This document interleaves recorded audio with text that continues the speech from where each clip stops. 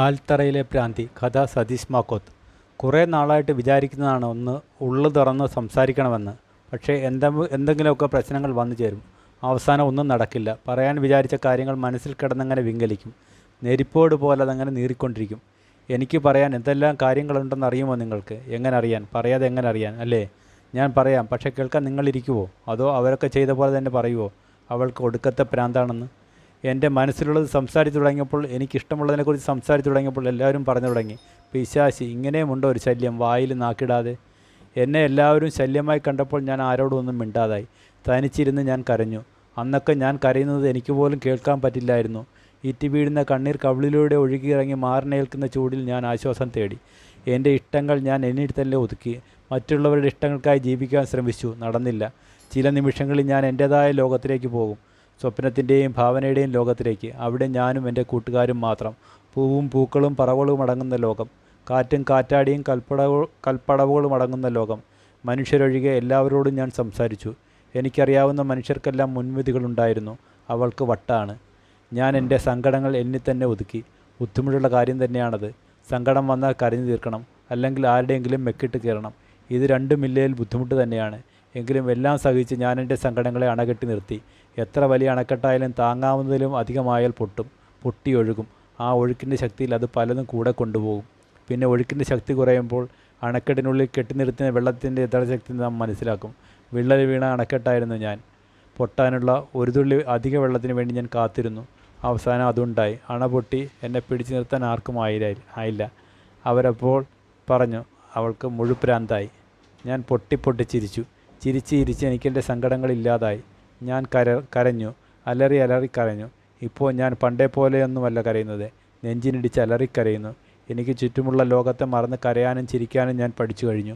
പരിസരം മറന്ന ചിരിയും കരച്ചിലും എനിക്ക് വിവരിക്കാനാവാത്ത ആഹ്ലാദം ഉണ്ടാക്കുന്നു. മുഴുപ്രാന്ത് സഹിക്കാൻ വയ്യാഞ്ഞിട്ടായിരിക്കാം അങ്ങേര് ഇറങ്ങിപ്പോയി.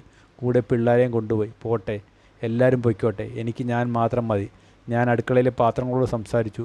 സ്റ്റീൽ പാത്രങ്ങളോട് സംസാരിക്കാൻ എനിക്കിഷ്ടമായിരുന്നു. അവരെപ്പോഴും പരസ്പരം കൂട്ടിയിടിച്ച് എനിക്ക് മറുപടി തന്നു.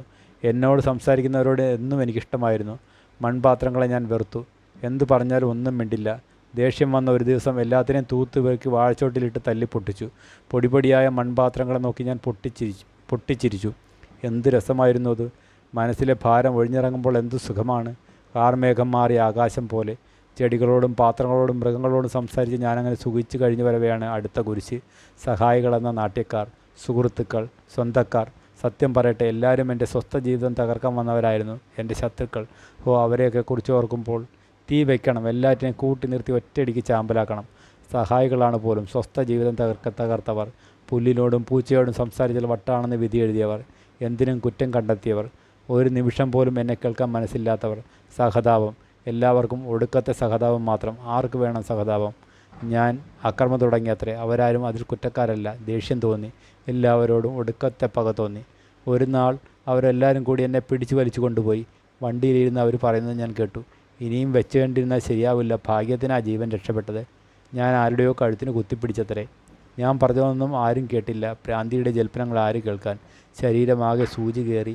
ശരീരത്തിനകത്താകെ അറിയപ്പെടാത്ത രാസവസ്തുക്കൾ കയറി. വല്ലാത്ത തളർച്ച. ഉറക്കം മാത്രം. എപ്പോഴും ഉറക്കം മാത്രം. എൻ്റെ സങ്കടങ്ങൾ, എൻ്റെ കൊച്ചു സന്തോഷങ്ങൾ ആര് കേൾക്കാൻ? വീണ്ടും ഒരു അണക്കെട്ട് രൂപക്കൊണ്ടു. രാത്രിയുടെ ഏതോ യാമത്തിൽ ബാത്റൂമിലേക്ക് കൂട്ടിവന്ന സഹായെ തള്ളി മറിച്ചിട്ട് ഞാൻ ഓടി. എങ്ങോട്ടേക്കില്ലാതെ.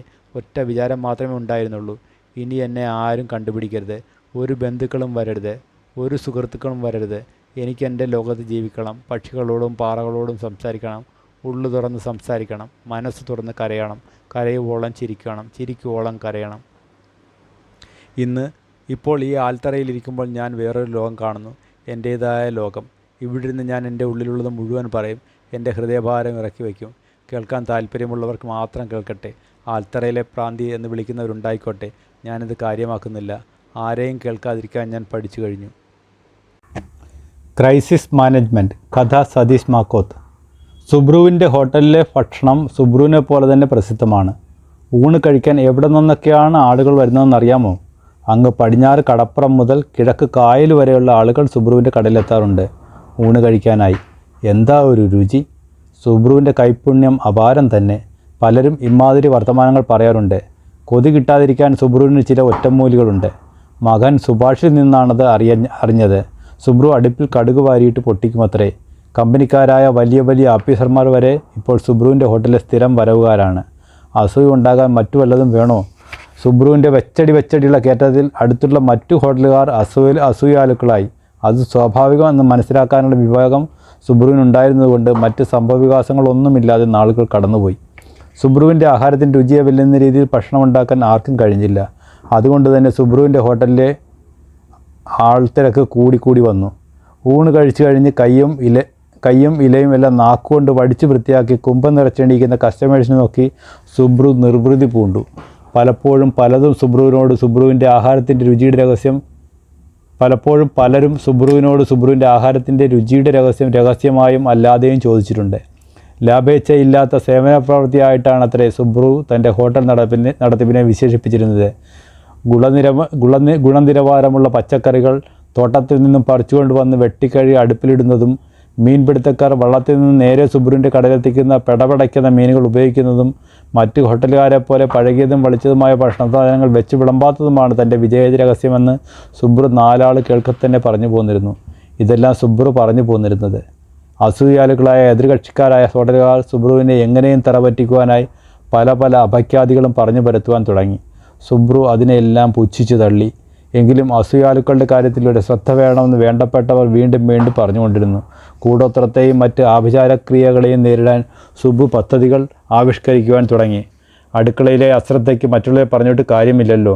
ശ്രദ്ധയില്ലെന്ന് പോട്ടെ, അല്പം കൂടിയൊക്കെ ഒന്ന് ചിന്തിച്ച് പെരുമാറിയിരുന്നെങ്കിൽ സുബ്രുവിന് ഇങ്ങനെയൊക്കെ വരുമായിരുന്നോ?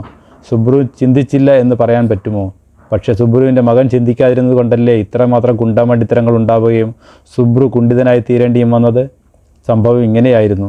ഉച്ചയൂണ് വളരെ ഗംഭീരമായി നടന്നുകൊണ്ടിരിക്കുന്നു. ഇരിക്കാനായി സ്ഥലവും കഴിക്കാനായി ഇലയും കിട്ടിയവർ ആഹ്ലാദചിത്തരായി സാമ്പാറും രസവും എല്ലാം ചേർത്ത് വെട്ടി വിഴുങ്ങുന്നു. കയ്യിൽ പണം കൂടുതലുള്ളവർ മീൻ വറുത്തതും കരിച്ചതുമായ വിഭവങ്ങളോട് മല്ലയുദ്ധം നടത്തുന്നു. സ്ഥലം കിട്ടാത്തവർ വിഭവങ്ങളുടെ വാസന ആസ്വദിച്ചുകൊണ്ട് അക്ഷമരായി കാത്തു നിൽക്കുന്നു. കമ്പനിയിലെ വലിയ സാറായ സുഗതൻ സാറിൻ്റെ ഇലയിലേക്ക് സാമ്പാർ വിളമ്പനായി എടുത്ത തവി സുബ്രു പാതി വഴി നിർത്തിക്കളഞ്ഞു. സാമ്പാർ നിറച്ച തവി സുഗതൻ സാറിൻ്റെ ഇലയ്ക്കും സുബ്രുവിൻ്റെ പാത്രത്തിനും ഇടയിലായി നിന്നുപോയി. ആക്രാന്തം മൂത്ത സുഗതൻ സാർ എളുപ്പം എന്ന് പറയുന്നത് കേൾക്കാമായിരുന്നു. പക്ഷേ സുബ്രുവിൻ്റെ കണ്ണുകൾ സാമ്പാർ തവിയിൽ ഉടക്കി നിന്നു.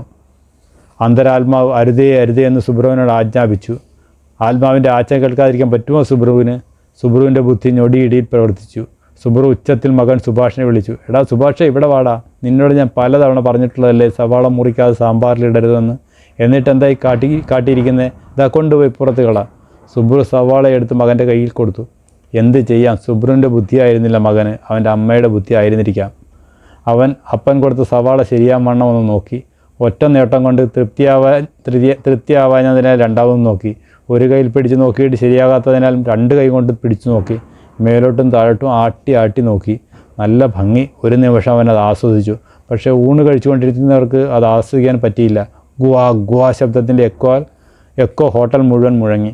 സാമ്പാറും രസവും ചോറും മീനുമെല്ലാം അയവെട്ടുന്ന പശുവിൻ്റെ ലാഘവത്തോടെ ആമാശത്തു നിന്നും പുറത്തെടുത്ത് കാണിക്കുന്നതിന് കസ്റ്റമേഴ്സ് മത്സരം തുടങ്ങി. ഡെസ്കിന്മേലും ഇലയിലുമെല്ലാം തിരിച്ചു വിളിച്ച ആഹാരം ചിത്രമെഴുതി. ഊണ് കഴിക്കാനായി അക്ഷമരായി കാത്തുനിന്നവർ സമയം കളയാതെ അടുത്ത ഹോട്ടലിനെ ലക്ഷ്യമാക്കി നടന്നു. സുബ്രു ചിരട്ടത്തവയായി മകൻ്റെ പിറകെ ഓട്ടം.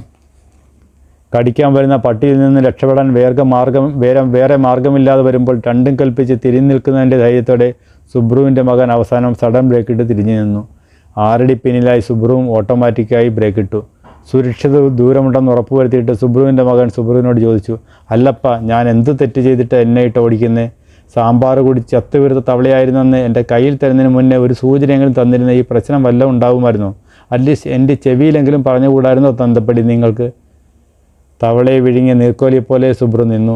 ക്രൈസ്റ്റ് മാനേവിൻ്റെ മക്കളെ പഠിപ്പിക്കാതിരുന്ന എൻ്റെ പരിണത ഫലം ഇങ്ങനെയായല്ലോ എന്ന് ഓർത്തുകൊണ്ട്. ചീട്ടുകറി. കഥ സതീഷ് മാക്കോത്ത്. വിനോദങ്ങൾ പലർക്കും പലവിധമാണ്. ചിലരുടെ വിനോദം ഉറക്കമാണ്, ചിലർക്ക് വായനയാണ്, ചിലർക്ക് രചനയാണ്. ചില സ്ത്രീകൾക്കും പുരുഷന്മാർക്കും വിനോദം പാചകമാണ്. കഴിക്കാൻ കൊള്ളുന്നതും കൊള്ളരുതാത്തതുമായ എന്തുമുണ്ടാക്കി മറ്റുള്ളവരെ നിർബന്ധിച്ചും അല്ലാതെയും അവർ കഴിപ്പിക്കും. അങ്ങനെ വിനോദങ്ങൾ എണ്ണിയാലൊടുങ്ങാത്തവ. സദാപ്പൻ ചിറ്റനും രവിച്ചേട്ടനും അന്തപ്പനും ലാസ്രളിയനുമെല്ലാം വിനോദമെന്നത് ചീട്ടുകളിയാണ്. പൈസ വെച്ചും അല്ലാതെയും അവർ ചീട്ട് കളിക്കും. കീശ കാലിയാവുന്നവരെ കാശിന് കളിക്കും. അത് കഴിഞ്ഞാൽ കുണുക്കനിട്ട് കളിക്കും. വെള്ളക്കായിൽ ഈർക്കിൽ വളച്ചു കുത്തിയാണ് കാതിലിടാനുള്ള കുണുക്കനുണ്ടാക്കുന്നത്. തോൽക്കുന്നയാൾ കുണുക്കനിട്ടിരിക്കണം. ചിലപ്പോഴൊക്കെ പ്ലാവില കൊണ്ട് തൊപ്പിയും ഉണ്ടാക്കും.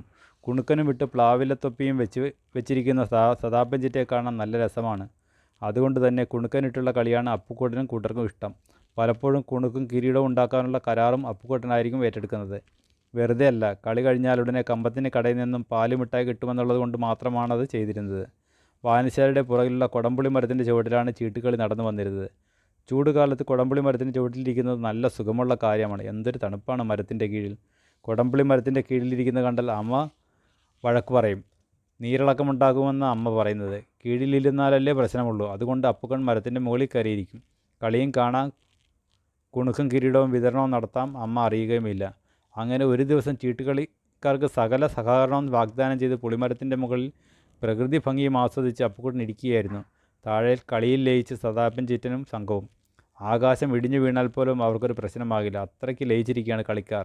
പെട്ടെന്നൊരു ജീപ്പ് വന്ന് നിന്നത് അപ്പുക്കുട്ടൻ കണ്ടു. മരത്തിൻ്റെ മുകളിലിരിക്കുന്നതുകൊണ്ട് വായനശാലയുടെ മറുവശത്ത് റോഡിൽ നടക്കുന്ന കാര്യങ്ങൾ അപ്പുക്കുട്ടന് നല്ല വ്യക്തമായി കാണാൻ കഴിയുന്നുണ്ടായിരുന്നു. ദൈവമേ, പോലീസ്! അപ്പുക്കുട്ടൻ താഴെ വീഴാതിരിക്കാൻ മരത്തിൻ്റെ കൊമ്പിൽ കുറച്ചുകൂടെ ഉറപ്പിച്ചു പിടിച്ചു. ചിറ്റനെയും സംഘത്തെയും രക്ഷിക്കുക എന്നത് അപ്പുക്കുട്ടൻ്റെ കടമയാണ്. അവൻ കഴിയാവുന്നത്ര ഉച്ചത്തിൽ വിളിച്ചു പറഞ്ഞു, ചിറ്റാ, ദേ പോലീസ്! പറഞ്ഞു തീർന്നു കഴിഞ്ഞതും അപ്പുക്കുട്ടൻ താഴേക്ക് നോക്കി.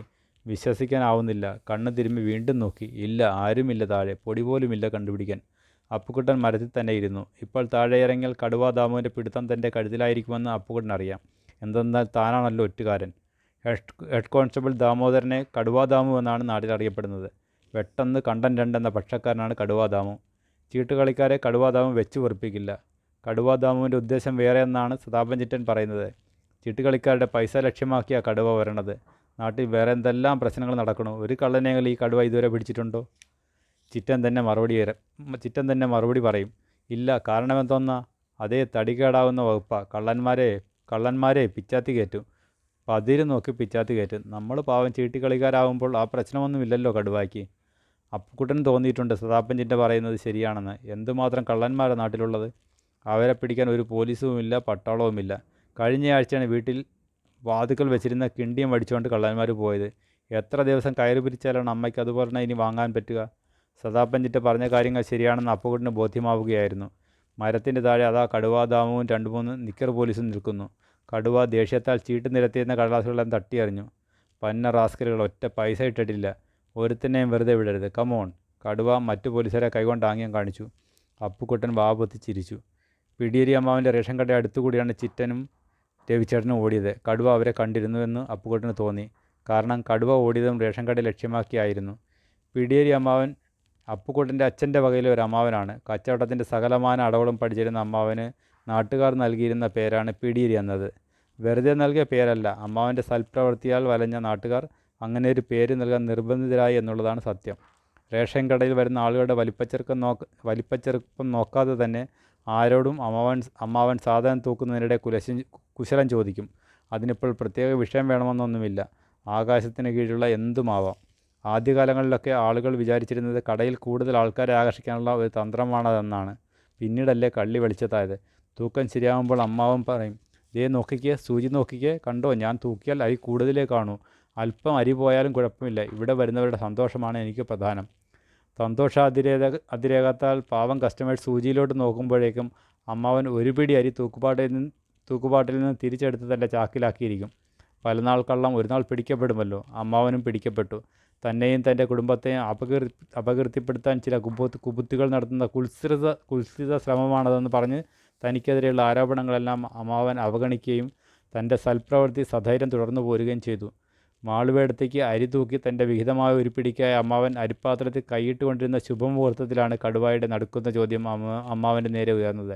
ഡാ, സത്യം പറഞ്ഞോളണം, അല്ലെങ്കിൽ നിൻ്റെ കൂവും പിടിച്ച് ഞാൻ വാട്ടും. ആരാടാ ഇതുവഴി ഓടിയത്? അവൻ്റെയൊക്കെ പേരും നാളും എല്ലാം വേഗം പറയടാ. തൻ്റെ വെട്ടിപ്പ് പിടിക്കാൻ വന്നതല്ലാത്ത കടുവ എന്ന് മനസ്സിലായപ്പോഴേക്കും അമ്മാവൻ്റെ പകുതി ജീവൻ തിരിച്ചു കിട്ടി. അല്ലെങ്കിലും രവിയാണ് തനിക്കെതിരെ ഈ അപഖ്യാതികൾ ഉണ്ടാക്കിയ ഒരു പ്രധാനി. കിട്ടിയ അവസരം പൂർണ്ണമായി ഉപയോഗിക്കാൻ തന്നെ അമ്മാവൻ തീരുമാനിച്ചു. ഏമാനെ, എന്നെ ഒന്നും ചെയ്യരുതേ. ഓടിയ ഒരാളെ ഞാൻ കണ്ടതാ. അപ്പുറത്തെ രവിയാണത്. പിടിയേരി അമ്മാവൻ ഉള്ളുകൊണ്ട് ഊറിച്ചിരിച്ചുകൊണ്ട് രവിച്ചേട്ടൻ്റെ വീട് കാണിച്ചു കൊടുത്തു. കടുവാ ദാമു രവിച്ചേട്ടൻ്റെ വീട്ടിലേക്ക് ഓടി. വീടുമുറ്റത്തെത്തി കടുവ ഗർജിച്ചു. ആരുമില്ലേട്ടാ ഇവിടെ, ഇങ്ങോട്ടിറങ്ങി വാടാ. ngേഹെ ഒരനക്കവുമില്ല. കടുവ ഓടി അടുക്കള മുറ്റത്തെത്തി. കടുവയെ കണ്ട് പേടിച്ചോടി വീട്ടിലെത്തിയ രവിചേട്ടൻ കണ്ടത് കറിക്ക് അരച്ചുകൊണ്ട് നിൽക്കുന്ന സുമതി ചേച്ചിയാണ്. കൂടുതലൊന്നും ആലോചിക്കാനുണ്ടായിരുന്നില്ല രവിചേട്ടന്. ഭാര്യാസ്നേഹം തുളുമ്പി ഒഴുകി. പാലും തേനും ഒലിപ്പിച്ച് രവിചേട്ടൻ ശ്രീമതി സുമതിയോട് തൻ്റെ സഹായ മനസ്കത ഉണർത്തിച്ചു.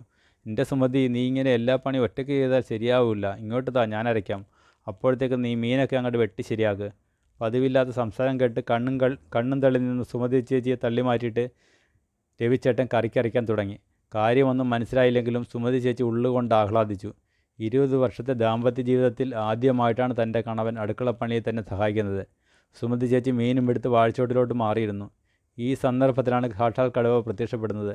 താനെന്നും അറിഞ്ഞില്ലേ രാമനാരായണ എന്ന ഭാവത്തിൽ ജോലി തുടർന്നുകൊണ്ടിരുന്ന രവിചേട്ടനെ കണ്ട് ചെറിയൊരാശങ്ക ഉണ്ടായിട്ട് കൂടി കടുവ അലറി. കള്ള റാസ്കൽ, അവൻ്റെ ഒടുക്കലത്തെ ഒരു ചീട്ടിൽ. നീ ഇവിടെ വന്ന് വേഷം കഴിയില്ല, ഞാൻ പിടിക്കില്ലെന്ന് കരുതിയോ നീ? നടക്കടാ ജീപ്പിലോട്ട്. കടുവ രവിചേട്ടൻ്റെ കൈക്ക് കയറി പിടിച്ചതും സുമതിച്ച് മീൻ വെട്ടിക്കൊണ്ടിരുന്ന പിച്ചാത്തിയുമായി ചാടി എണീറ്റു. തൊട്ടു പോകരുത് അതിയാനെ. എൻ്റെ പൊന്നേമാനെ, നിങ്ങൾക്കിങ്ങനെ കൊണ്ടുവയ്ക്കോ, പക്ഷേ കറിക്കുള്ളത് അരച്ച് തീർത്തിട്ട് മതി. 20 വർഷത്തിനിടയിൽ ആദ്യമായിട്ടാണ് ഇങ്ങനെ എനിക്കൊരു കൈസഹായം ചെയ്യണത്, അറിയാമോ നിങ്ങൾക്ക്? ഓർക്കാപ്പുറത്തുള്ള ഡയലോഗ് കേട്ട് കടുവ ദാമു രവിചേട്ടൻ്റെ കയ്യിലെ പിടുത്തം വിട്ടു. പിന്നെ ചിരിച്ചു, പൊട്ടി ചിരിച്ചു. കണ്ടു നിന്ന ജനം അന്താളിച്ചു. സുമതി ചേച്ചിക്ക് രവിചേട്ടൻ്റെ സഹായം ആദ്യമായിട്ട് കിട്ടുന്നത് പോലെ തന്നെയായിരുന്നു ജനത്തിനും. അവരും ആദ്യമായിട്ട് കാണുകയായിരുന്നു കടുവ ദാമു ചിരിക്കുന്നത്. ഡംഭൻ. കഥ സതീഷ് മാക്കോത്ത്.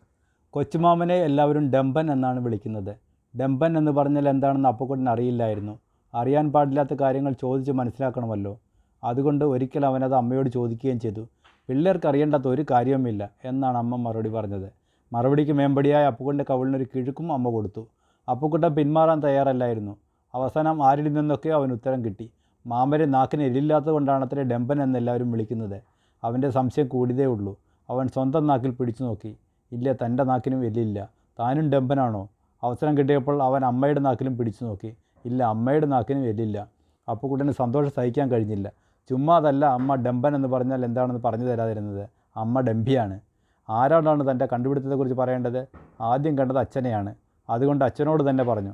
അച്ഛ, അമ്മയുടെ നാക്കിന് എല്ലില്ല, അതുകൊണ്ട് അമ്മ ഡംഭിയാണല്ലേ അച്ഛ? അച്ഛൻ നിന്ന് ചിരിച്ചു. നാക്കിന് എല്ലില്ലാത്തത് കുട്ടനാട്ടുകാരുടെ പൊതു സ്വഭാവമാണടാ. നിൻ്റെ അമ്മയും കൂട്ടത്തിൽപ്പെടും. ഡംഭൻ എന്ന വാക്കിൻ്റെ അർത്ഥം അന്ന് അച്ഛൻ അപ്പുക്കുട്ടന് പറഞ്ഞു കൊടുത്തു. പൊങ്ങച്ചൻ പറയുന്നവരാണ് അത്ര ഡംഭൻ എന്ന് വിളിക്കുന്നത്. അങ്ങനെയാണെങ്കിൽ മാഞ്ചോട്ടിലെ പെണ്ണുങ്ങളെല്ലാം ഡംഭികളാണല്ലോ. അപ്പുക്കുട്ടൻ അത് ചോദിക്കണമെന്നുണ്ടായിരുന്നു, പക്ഷേ ചോദിച്ചില്ല. കാരണം പെണ്ണുങ്ങളുടെ നേതാവ് അമ്മയാണല്ലോ. കുട്ടനാട്ടുകാരെ പരസ്യമായി ആക്ഷേപിച്ചതിൽ പ്രതിഷേധിച്ച് അമ്മ അന്ന് രാത്രി കഞ്ഞി കുടിക്കാതെ പകരം വീട്ടുക തന്നെ ചെയ്തു. അപ്പുക്കുട്ടന് കൊച്ചുമാമന് വലിയ കാര്യമാണ്. മാമൻ ഡംഭനാണെന്ന് അപ്പുക്കുട്ടൻ ഒരിക്കലും തോന്നിയിട്ടുമില്ല. അമ്മയുടെ വീട്ടിൽ ചെന്നാൽ പിന്നെ അപ്പുക്കുട്ടൻ മാമൻ്റെ കൂടെ കൂടും. മാമന് പണി കടത്തിറക്കലാണ്. ഒരു തവണ നദിക്ക് അക്കരെ കടത്തുന്നതിന് മാമൻ ആളെന്നൊക്കെ പൈസ വാങ്ങും. മാമൻ്റെ കൂടെ കൂടിക്കഴിഞ്ഞാൽ പിന്നെ പൈസ വാങ്ങുന്ന ചുമതല അപ്പുക്കുട്ടൻ ഏറ്റെടുക്കും. മാമൻ അപ്പുക്കുട്ടന് പരിപ്പ് വടയും പാലും വെള്ളവും വാങ്ങിക്കൊടുക്കും. മാമൻ അപ്പുക്കുട്ടനെ എപ്പോഴും ഓർപ്പിക്കുന്ന ഒരു സംഗതി ഉണ്ടായിരുന്നു. അപ്പുമോനെ, മാമൻ എത്ര രൂപ കിട്ടിയെന്ന കാര്യം ആരോടും നീ പറഞ്ഞേക്കരുതേ. പരിപ്പ് വടയും പാലും വെള്ളവും കിട്ടുന്നിടത്തോളം കാലം അപ്പുക്കുട്ടൻ അത് ആരോടും പറയില്ല എന്ന് മാമൻ്റെ തലയിൽ തൊട്ട് സത്യം ചെയ്തിട്ടുള്ളതാണ്. രാത്രി നന്നേ ഇരുട്ടിക്കഴിഞ്ഞ് കടത്തിറക്കെല്ലാം കഴിഞ്ഞ് മാമൻ വീട്ടിലേക്ക് പോകാറുള്ളൂ. നദിയിലൂടെ കുറേയേറെ നേരം തുഴഞ്ഞാലേ വീടെത്തുകയുള്ളൂ. ഒഴുക്കിനെതിരെ തുഴയുന്നത് അത്ര എളുപ്പമല്ലെന്നാണ് മാമൻ പറയുന്നത്. ഒഴുക്ക് കൂടുതലുള്ളപ്പോൾ മാമൻ തുഴ മാറ്റി വെച്ചിട്ട് കഴുക്കോല് കൊണ്ട് ഊന്നാൻ തുടങ്ങും. അപ്പുക്കുട്ടനും ഒരിക്കൽ ഊന്നാൻ ശ്രമിച്ചു നോക്കിയിട്ടുണ്ട്. ചെളിയിൽ പൂണ്ടുപോയ കഴുക്കോലെടുക്കാൻ മാമൻ്റെ സഹായം വേണ്ടി വന്നുവെന്ന് മാത്രം. അതെല്ലാം പ്രാക്ടീസാണെന്നാണ് അന്ന് മാമൻ പറഞ്ഞത്. നിലാവുള്ള രാത്രിയിൽ നദിയിലൂടെയുള്ള യാത്ര നല്ല രസമാണ്. അമ്പിളിമാമനെ വെള്ളത്തിൻ്റെ അടിത്തട്ടിൽ കാണാം. വള്ളത്തിനൊപ്പം നീങ്ങുന്ന അമ്പിളിമാമൻ, ഓളത്തിനൊപ്പം തുള്ളുന്ന അമ്പിളിമാമൻ. ഒരൊറ്റ കറുത്തവാവ് ദിവസം മാത്രമേ അപ്പുക്കുട്ടൻ മാമനോടൊപ്പം വള്ളത്തിൽ കയറിയിട്ടുള്ളൂ. ഇരുകരയും കരിമ്പടം പൊതിച്ചുപോലെയല്ലേ കിടക്കുന്നത്. ഇരുട്ടിന് കൂട്ടായി അന്ന് മഴയും വന്നു. മഴയുടെ ശക്തി കൂട്ടിക്കൊണ്ട് കാറ്റും വന്നു. നദിയിലെ ഓളത്തിന് ശക്തി കൂടി. വള്ളം ആടി ഉലഞ്ഞു. കാറ്റിലും ഓളത്തിലും പെട്ട് വള്ളം മറിഞ്ഞാൽ മാമന് നീന്താൻ അറിയാം. അപ്പുക്കുട്ടൻ മാമനോട് ചേർന്നിരുന്നു. മാമൻ ചിരിച്ചുകൊണ്ട് പറഞ്ഞു, അപ്പുക്കുട്ട, നീ അതിന് ഒഴുക്കും ഓളവും വല്ലതും കണ്ടിട്ടുണ്ടോടാ? അതറിയണേ കിഴക്കൻ വെള്ളം വരുമ്പോൾ വള്ളത്തിൽ കയറണം. കിഴക്കൻ വെള്ളം എന്താണെന്ന് നിനക്കറിയാമോ? അപ്പുക്കുട്ടൻ പറഞ്ഞു, ഇല്ല. കിഴക്കൻ മലയെന്ന് വെള്ളമെല്ലാം ഇങ്ങ് കുത്തി ഒലിച്ച് വരും മഴക്കാലത്ത്. വെള്ളമെന്ന് പറഞ്ഞാൽ ചുമ്മാ തോട് മാറുമല്ല ഒന്നായി കിടക്കും. അപ്പോഴും മാമൻ വള്ളം തുഴയുമോ? അപ്പുക്കുട്ടൻ ചോദിച്ചു. പിന്നല്ലാതെ, ധൈര്യം ഉണ്ടാവണമെന്ന് മാത്രം. മാമൻ്റെ ധൈര്യത്തിൽ അപ്പുക്കുട്ടൻ അഭിമാനം തോന്നി. നിനക്കറിയുമോ കിഴക്കൻ വെള്ളത്തിന് കൂടെ എന്തൊക്കെ ഒഴുകി വരുമെന്ന്? ചത്ത കോഴി, ആടുകൾ, പശുക്കൾ, മലമ്പാമ്പ്, മലന്തടികൾ, ചിലപ്പോൾ ശവങ്ങൾ വരെ വരും. ശവങ്ങളോ? അപ്പുക്കുട്ടൻ ഞെട്ടി. കഴിഞ്ഞ വെള്ളപ്പൊക്കത്തിന് ഞാൻ കടത്തൊക്കെ ഇറക്കി കഴിഞ്ഞ് വീട്ടിലേക്ക് വരികയായിരുന്നു. പെട്ടെന്ന് വെള്ളത്തിൻ്റെ മുന്നിലെന്തോ തടഞ്ഞു. എന്നിട്ട് അപ്പുക്കുട്ടൻ മാമനോട് കൂടുതൽ ചേർന്നിരുന്നു. വാഴത്തടിയോ കിഴക്കൻ തടിയോ മറ്റോ ആയിരിക്കുമെന്ന് കരുതി കഴുക്കോലുള്ള ഒറ്റ തള്ളു കൊടുത്തു ഞാൻ. അപ്പോഴല്ലേ മനസ്സിലായത്. ശവമായിരുന്നോ മാമ അത്? പിന്നല്ലാതെ, ഒരു പെണ്ണിൻ്റെ ശവം. അയ്യോ! എന്നിട്ട് മാമന് പേടി വന്നില്ലേ? പേടിയോ? എനിക്കോ? ഞാൻ കഴുക്കാല് കൊണ്ടൊരു തള്ളങ്ങ് കൊടുത്തു. വേറെ ആളെയൊക്കെ വിളിച്ചു കൂട്ടിയാൽ പിന്നെ പോലീസിൽ അറിയിക്കണം, സാക്ഷി പറയാൻ പോകണം. എന്തിനാ വെറുതെ പൊല്ലാപ്പുകൾ? അതുകൊണ്ട് ഞാൻ ആരോടും പറയാതെ വീട്ടിലേക്ക് തുഴഞ്ഞു പോന്നു. അപ്പുക്കുട്ടന് പേടി വന്നിട്ട് വയ്യായിരുന്നു. അന്ന് രാത്രി അവന് ഉറക്കം വന്നില്ല. ആറ്റുവട്ടിൻ്റെയും ഒതലങ്ങായുടെയും കൂടെ ഒഴി നടക്കുന്ന ഒരു പെണ്ണിൻ്റെ ശവമായിരുന്നു അന്ന് അവൻ്റെ സ്വപ്നത്തിൽ. അപ്പുക്കുട്ടൻ്റെ പേടി മാറാൻ തന്ത്രികളെ കൊണ്ട് ഒരു കറുത്ത ചരടി ജോയിപ്പിച്ച് അമ്മ അവൻ്റെ അരക്കി കെട്ടി. പിള്ളേരെ അതും ഇതൊക്കെ പറഞ്ഞ് പേടിപ്പിക്കുന്നുവെന്ന് പറഞ്ഞ് അമ്മ മാമനെ വഴക്ക് പറഞ്ഞു. പിന്നീട് അപ്പുക്കുട്ടൻ മാമൻ്റെ ഒപ്പം വള്ളത്തിൽ ഒരിക്കലും പോയിട്ടില്ല. നാളുകൾ കഴിഞ്ഞുപോയി. ഒരു നാൾ തെക്കത്തച്ഛൻ വീട്ടിൽ വന്നു കയറിയത് മാമനെ ആശുപത്രിയിൽ അഡ്മിറ്റാക്കിയ വിവരം അറിയിക്കാനായിരുന്നു. എന്തോന്ന് പറയാനാടി, ഇങ്ങനെയുമുണ്ടോ ഒരു പേടിച്ചു തൂറി. രാത്രിയിൽ കടത്തും കഴിഞ്ഞ് വരുമ്പോൾ വാഴത്തട വള്ളത്തെ തട്ടിയതിന് ബോധം കെട്ട് വീണിരിക്കുന്നു. ആറ്റിൽ നിന്ന് മണൽ വാരാൻ വന്ന വള്ളക്കാർ പറഞ്ഞാൽ വീട്ടിൽ അറിഞ്ഞത്. നീ ആരോടും ഇതൊന്നും പറയാൻ പോകണ്ട. ആരെങ്കിലും പറഞ്ഞാൽ നമ്മൾ കുട്ടനാട്ടുകാർക്ക് തന്നെ നാണക്കേടാ. അന്ന് അപ്പുക്കുട്ടൻ ഡെമ്പൻ എന്ന വാക്കിൻ്റെ അർത്ഥം ശരിക്കും മനസ്സിലായി. തെക്കത്തച്ഛ, മാമനൊരു കറുത്ത ചരടി ജോയിപ്പിച്ച് കെട്ടിയാൽ മതി, എല്ലാം ശരിയാവും. അപ്പുക്കുട്ടൻ അതും പറഞ്ഞുകൊണ്ട് ഓടുകയായിരുന്നു അച്ഛൻ്റെ അടുത്തേക്ക്. അച്ഛൻ വിവരം അറിയാതിരുന്നാൽ ശരിയാവുകയില്ലല്ലോ. തങ്കപ്പൻ ആശാരി. കഥ സതീഷ് മക്കോത്ത്. ആറ്റുനോറ്റിരുന്ന ഉത്തരം വയ്പ് ദിനം വന്നെത്തി. എത്ര നാളായി കൊതിക്കുന്നതാണ് അപ്പുക്കുട്ടനും സേതുവും ഓടിട്ട മേൽക്കൂരയുള്ള വീടിനു വേണ്ടി. സംഭവത്തിന് ദൃക്സാക്ഷികളാനായി തെക്കത്തച്ഛനും തെക്കത്തമ്മയും മാമന്മാരും എല്ലാം കാലെ കൂട്ടി എത്തിയിട്ടുണ്ട്.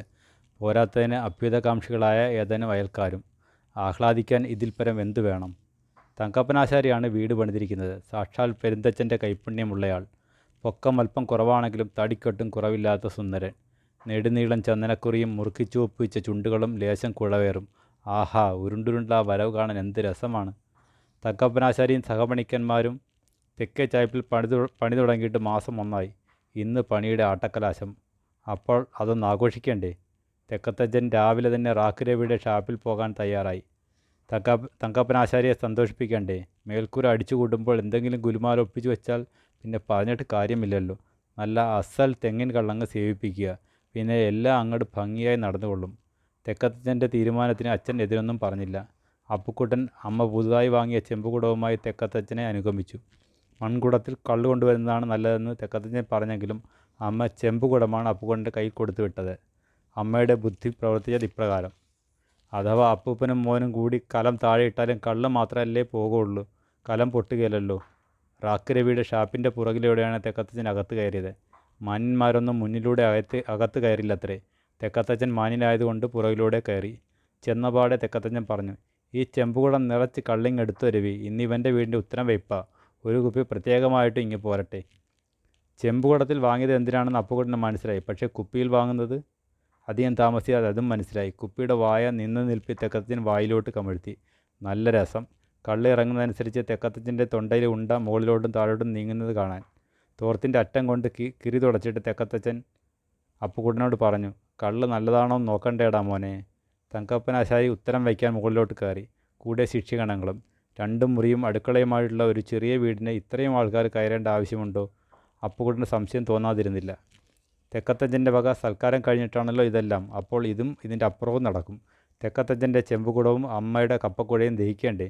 ഉത്തരം വയ്പ് വാസുജ്യോത്സ്യം കുറിച്ചു കൊടുത്ത സമയത്ത് തന്നെ നടന്നു. എല്ലാവരും മുകളിലോട്ട് നോക്കി നിന്നു. അടുത്തത് മോന്തായം പിടിപ്പിക്കലാണ്. മാമന്മാർ താഴെ നിന്നും കഴുക്കോലുകൾ എടുത്തു കൊടുക്കുന്നു. ശിഷ്യന്മാർ പിടിച്ചു കൊടുക്കുന്നു. മോന്തായം നേരാംവണ്ണം പിടിപ്പിക്കുവാൻ തങ്കപ്പനാശാരി കൊട്ടുപടിക്ക് അടി തുടങ്ങി. 1, 2, 3 കഷ്ടകാലം എന്നല്ലാതെ എന്തു പറയാൻ. അടി തെറ്റിയാൽ ആശാരിയും വീഴും. വീണുതല്ലോ കിടക്കുന്നു ധരണിയിൽ ചൊരിമണൽ പണിഞ്ഞ അയ്യോ ശിവശിവ.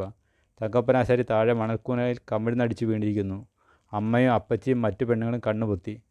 ഇതെന്തൊരു കാലം. ഉത്തരത്തിൽ നിന്നും ആശാരി വീണിട്ടൊന്ന് കരയുക പോലും ചെയ്യാതെ ഈ പെണ്ണുങ്ങൾ കണ്ണുപൊത്തുന്നു. എന്താ പ്രശ്നം? അപ്പുക്കുട്ടൻ നോക്കി. ആഹാഹാ. തങ്കപ്പനാശാരിയുടെ ഉടുതുണി മുകളിലെ കഴുക്കോലിൽ കിടന്ന് കാറ്റിലാടുന്ന നയനമനോഹരമായ കാഴ്ച. താഴെ മുഖം മണ്ണിൽ പൂണ്ട തങ്കപ്പനാശാരി കൈകൾ കൊണ്ട് നാണം മറയ്ക്കാൻ പാടുപെടുന്നു. തെക്കത്തച്ഛൻ തൻ്റെ മേൽമുണ്ടെടുത്ത് ആശാരിക്ക് നൽകി. ആശാരി മുണ്ട് വാങ്ങി കൊടുത്തു. കൈകൾ കൊണ്ട് മുഖത്തെ മണലെല്ലാം തുടച്ചു മാറ്റി. എന്തെങ്കിലും പറ്റിയോ തങ്കപ്പനാശാരി? അച്ഛൻ ചോദിച്ചു. ആശാരി കേട്ട ഭാവമില്ല.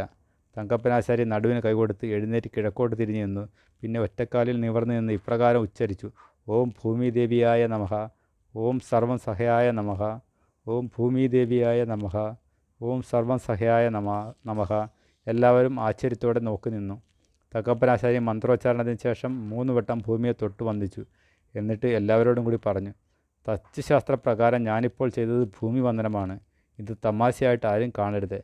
വീട്ടിൽ താമസിക്കുന്നവരുടെ ഐശ്വര്യത്തിനായി മൂത്താശാരി ശാസ്ത്രപ്രകാരം ഭൂമി വന്ദനം ചെയ്തിരിക്കേണ്ടതാണ്. കൂടാതെ കുടുംബത്തിലെ മുതിർന്ന അംഗങ്ങളും ഭൂമി വന്ദനം ചെയ്യേണ്ടതാണ്. അവർ മുകളിൽ കയറേണ്ട ആവശ്യമില്ല. ഞാൻ ചൊല്ലിത്തരുന്ന മന്ത്രത്തിനനുസരിച്ച് ഭൂമിയെ തൊട്ട് വന്ദിച്ചാൽ മതി.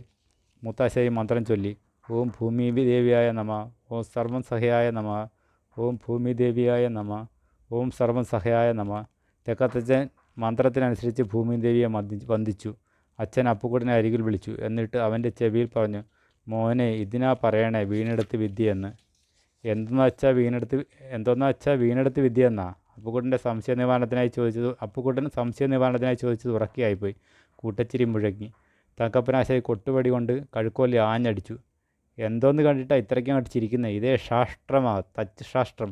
ശാസ്ത്രം തെറ്റിയാലേ വീട്ടിൽ താമസിക്കുന്നവരെ അനുഭവിക്കേണ്ടത്. അറിയുമോ നിങ്ങൾക്ക്? മൂത്താശ്ശേരി കാണിച്ചത് അതിൻ്റെ കറക്റ്റ്.